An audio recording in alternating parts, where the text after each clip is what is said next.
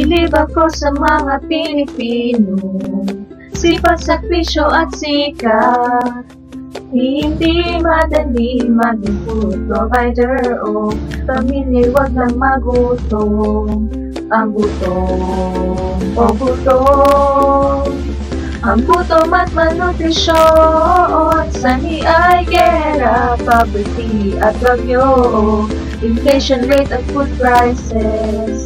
Ang gutom, maraming Pinoy nagugutom. May mga solusyon, huwag ka nang mag-alala. Mahirap man ito'y kaya.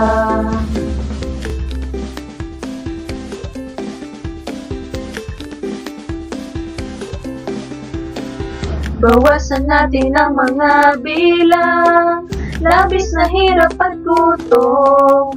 Batang kulang sa timbang, pamilyang pagkaikulang.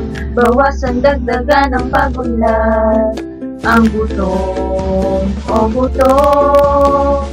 ang gutom at malnutrisyon, sanhi ay gera, poverty at bagyo, inflation rate at food prices. Ang gutom, maraming Pinoy nagugutom. May mga solusyon, huwag ka nang mag-alala. Mahirap man ito'y kaya. Ang gutom, ang gutom at malnutrisyon. Puksain ang mga to, dire-diretso na tayo. Tara Pinoy sa pag-unlad.